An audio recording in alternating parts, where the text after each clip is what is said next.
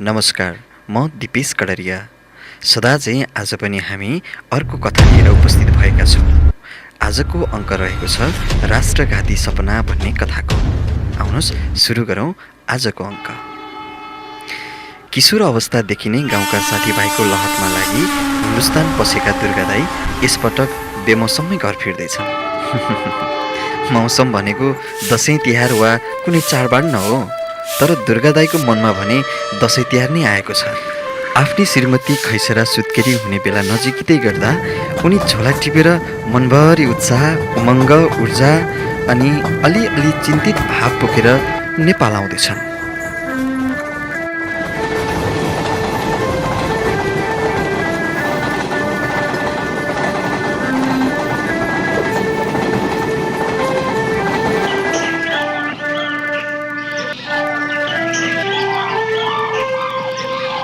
नेपाली रीति भने भुलेका छैनन् दुर्गा दाईले, त्यसैले सुत्केरी खुवाउन सानो सानो भाले पनि बोकेका छन्।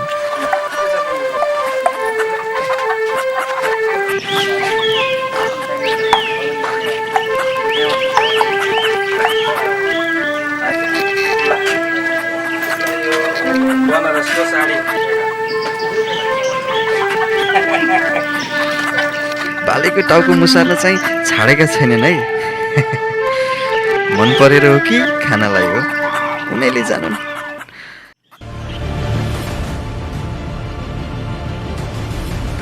तर देशमा भने परिस्थिति बेग्लै छ।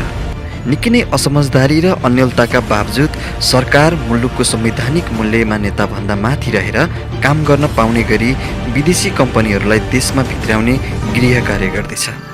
सरकारको यो कदमप्रति सर्वत्र आलोचना र विरोध भइरहँदा इन्डियाले सधैँको जस्तो नाकाबन्दी लगाउने चेतावनी दियो। त्योभन्दा पनि नेपालको विरुद्ध कहिले नबोलेको चीन नेपालको यो कदमले चीनलाई पनि अप्ठ्यारोमा पार्न सक्ने भन्दै यस्तो निर्णय नगर्न दबाब दिँदैछ।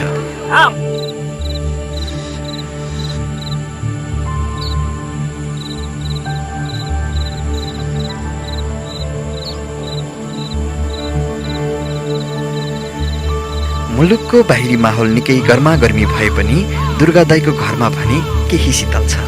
दुर्गा दाईको छोरा पनि आज 6 महिनाको पुगेको छ।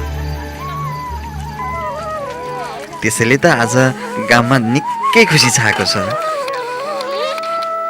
दुर्गा दाईले सबै गाउँलेलाई घरमै बोलाई छोराको भात खुवाई पनि धुमधामले गराउँदैछन्। खानपान र नाचगानमा सबै रमाएका छन्।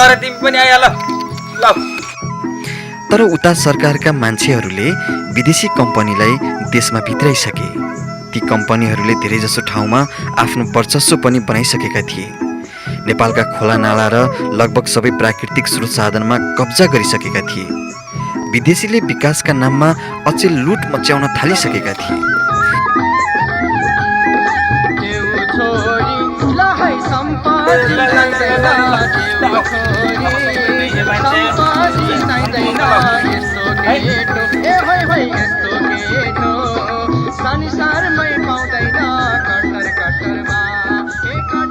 अब दुर्गा भाइ विदेशबाट पनि आइहाल्यौ, अब फेरि फर्केर जान भन्दा यतै काम गरे भइहाल्यो नि। सरकारले पनि मान्छेहरू खोजिरहेको छ, बेरोजगार युवाहरूलाई काम दिने भन्दैछ। यी भाइहरू पनि यी सबै जान्छन्, तिमी पनि यतै मिलिजुली काम गरे हुन्छ, यतै कतै खानीतिर। यही अब यो खानीतिर विदेशीले काम दिने भनेका छन्। अब इन्डियाले नाकाबन्दी लगाइहाल्यो, अब यतै गर्नु पर्ला, घर पाइ पनि हुने भयो। के छ केटा हो नि होइन?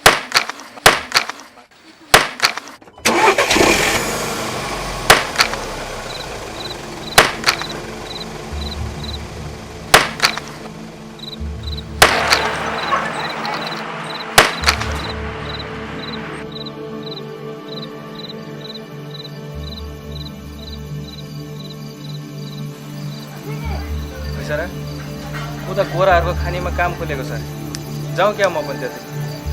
खै के भनौँ।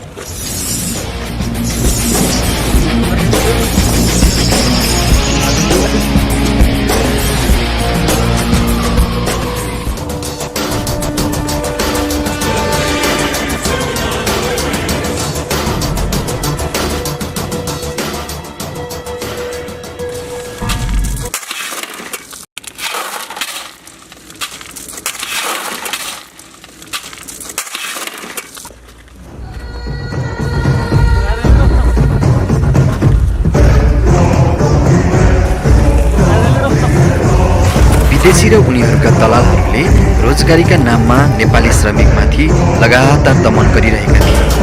यस्तो हुँदा पनि नेपालीहरू सहेर काम गर्न बाध्य थिए, किनकि उनीहरूको आवाज सुन्ने कोही पनि थिएनन्। सरकार त विदेशीको गुलियो चाटेर मस्त सुतिरहेको थियो। यस्तो बेलामा यी गाउँलेलाई कसले उद्धार गर्ने? नमस्ते अङ्कल। नमस्ते, कहाँ हिँड्यौ छोरी? कहिले खाजा पुऱ्याउन? ए माहौल यस्तो छ, अलि चाँडै फर्क है।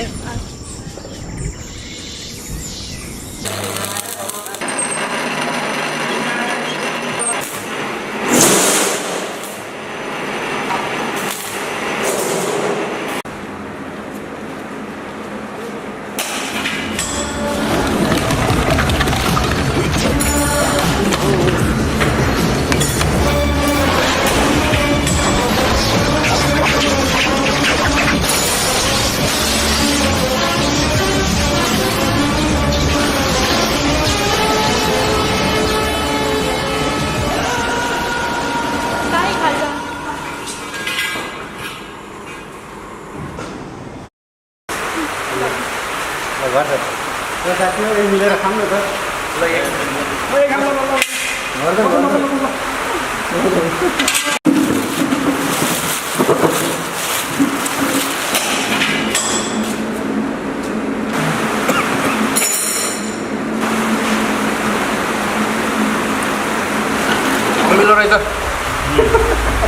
अस्तिको ल्यायो नि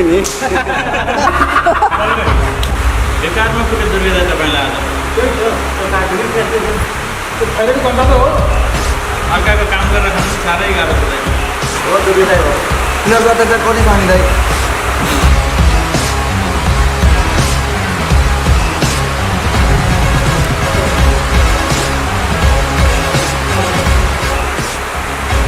यता भने दुर्गा दाईको छोरा अब बढेर स्कुल पनि जाने बेला भइसकेको छ। केटो निकै टाटो पनि छ। खैसा र भाउजू यही बाबुको हेरचाह र घरधन्दामै मस्त छिन्।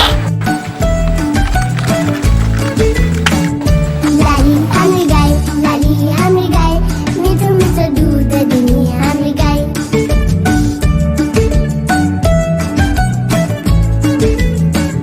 लालीको बाछी बाबा गर्छ हामीसँग खेल्छ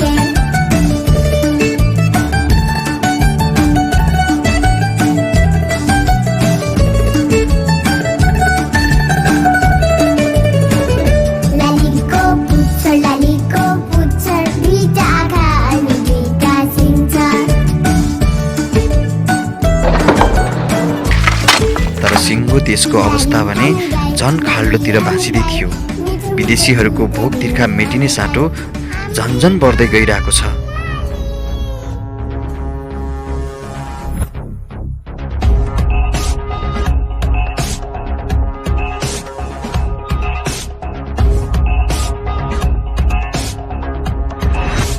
Mr. Dilraj Sharma, was zoeken in nap, pannen, of de systeem met lemma on.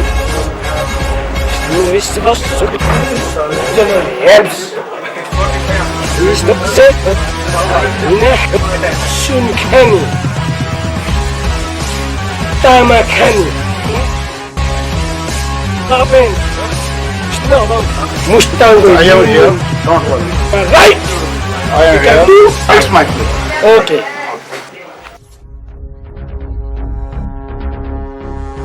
नेपालका खोला नाला त लगभग विध्वंस पारिसकेका विदेशीको आँखा अब हाम्रा डाँडा काँडा र खानी खनिजहरूमा पनि सर्दै थिए।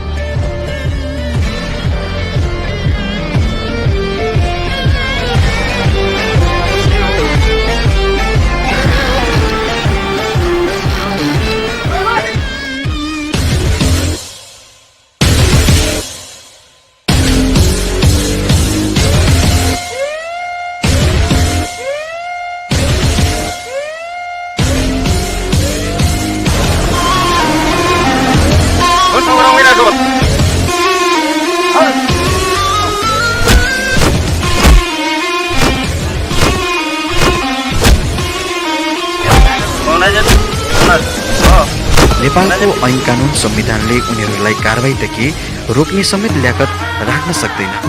नेपालको कानुन दैवले जान।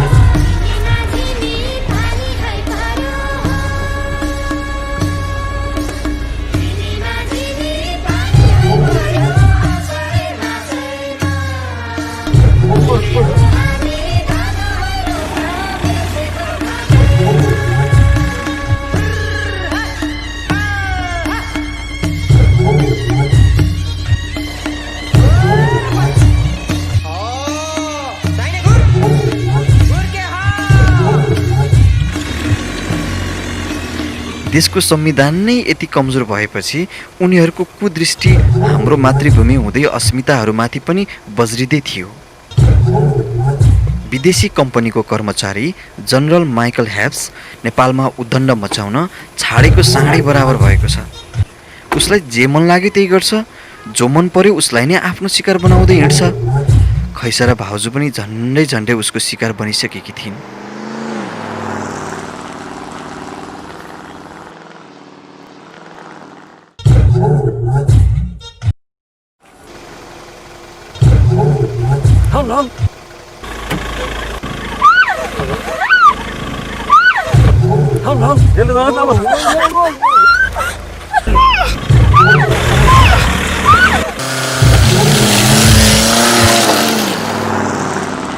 उनी त बाँचिन्, तर बिचरी नैना नरेकी बहिनी नैना सानै थिइन्। तर जनरल ह्याब्सले त्यो सानी बच्चीलाई पनि बक्सेन। कस्तो अधर्मी! यो सबै घटनाबाट आतंकित भएकी खैसारा भाउजूले सबै कुरा दुर्गा दाइलाई सुनाइन्।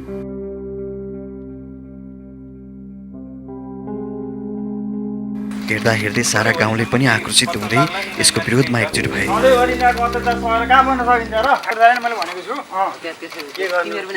चिन्ता नलिनु रे, अब केही न केही मेसो त आउला नि त। महिनाको अब केही होला सबै लाग्यो नि। बुढापाकालाई सोधौँ सरकारले चाहिँ हामीलाई हेरेर बस्ला र कुनै न कुनै दिन तपाईँ हामी आफै पनि केही गर्छौँ। अब केही न केही मेसो त आउला नि त, गर्नुपर्छ। बाले बुढापाकालाई सोधौँ, महिनालाई जसरी भए पनि हामीलाई हेरेर बस्ला चाहिँ फल बढाउनु पर्यो। लागि नपरेपछि मान्छेहरू नजुटेपछि कसरी हुन्छ त? गर्नुपर्छ। के भएको हेर्नु चुप लगा तिमीहरू। 2020 सालमा राजा महेन्द्रले जङ्गल फाँडेर बसाएको बस्ती हो यो। आजसम्म हाम्रो खुन र पसिनाले सिचेको माटो हो यो। मर्न परे यही माटोमा मरिन्छ, तर सहमतिमा हस्ताक्षर गरिन्न। यो कुनै फिरङ्गी धर्म छाडा जलालको आदेशले कहिल्यै खाली हुन सक्दैन।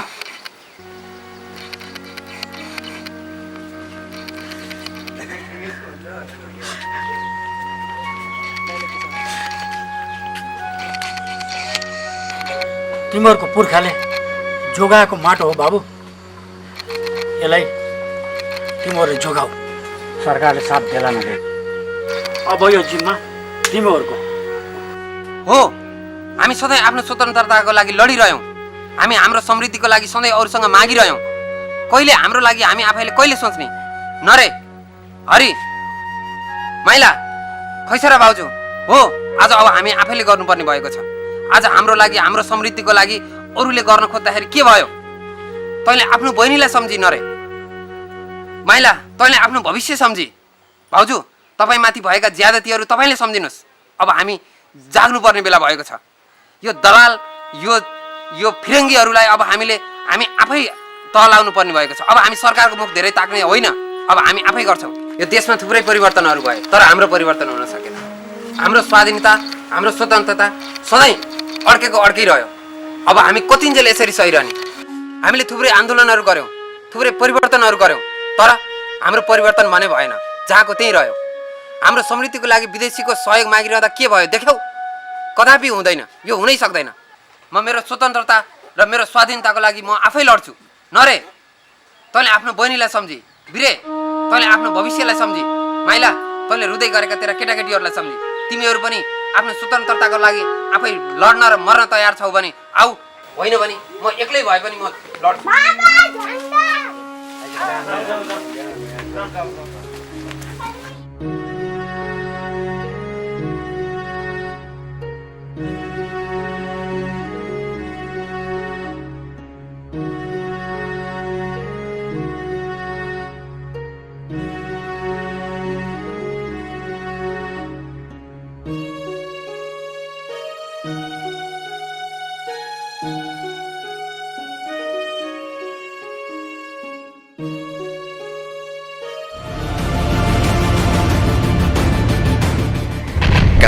विरोधलाई दमन गर्न ह्याप्सले सारा गाउँमा नै नरसंहार गर्यो। आजको राष्ट्रघाती सपनाको कथा यति नै। अर्को अंशमा भेट हुनेछौँ। छुटिन्छु। नमस्कार।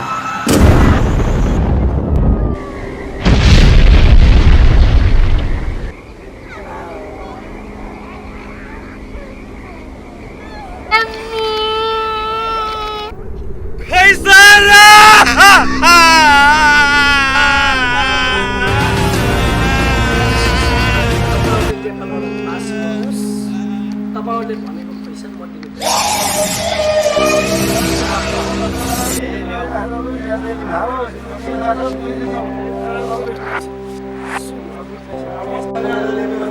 के छ भने अब हामी पनि यहाँ बसेर सम्झौता गरिहाल्ने कुरो सबै ठेट निस्किहाल्ने कुरा भएन।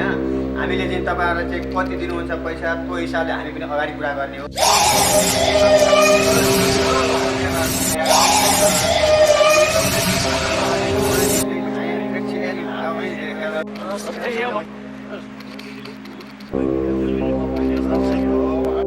If you cannot do, it will be hard for you. जसरी पनि एमसी लागू गर्ने नै हो। त्यसमा तपाईँ ढुक्क हो।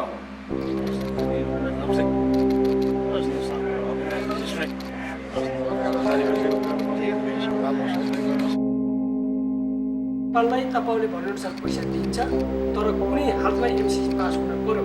यदि एमसिसी तपाईँले पास गर्नु भएन भने तपाईँहरू माथि पनि खतरा र नेपालमाथि पनि खतरा हुनेछ। कन्फर्म गरेर आउनु। हामी चाहिँ यसमा चाहिँ ढुक्क छौँ। यसमा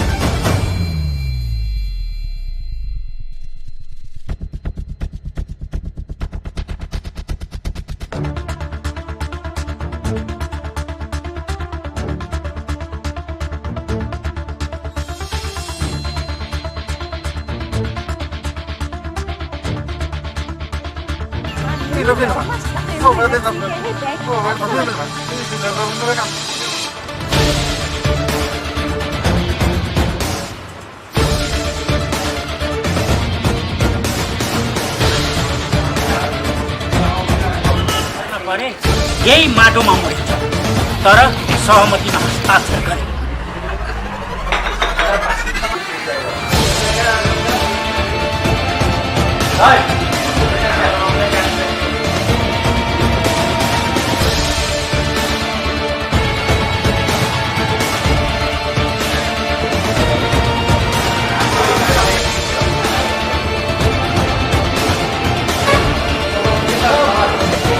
नरे हरि माइला खैसरा बाउजू हो आज अब हामी आफैले गर्नुपर्ने भएको छ आज हाम्रो लागि हाम्रो समृद्धिको लागि अरूले गर्न खोज्दाखेरि के भयो तैँले आफ्नो बहिनीलाई सम्झिन युवाहरू नजागिकन यो पाराले अरूको मुख ताकेर देशमा परिवर्तन हुँदैन यो दीर्घकालीन समृद्धिको यो चिन्ता भयो आफ्नो पारा देखाएर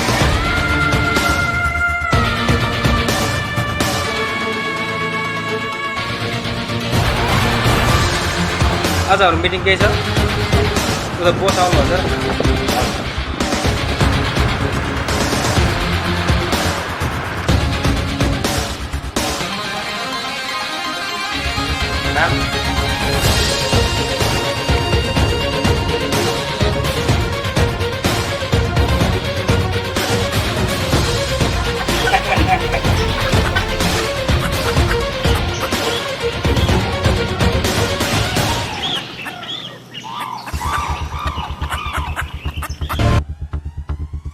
सपनामै ठिक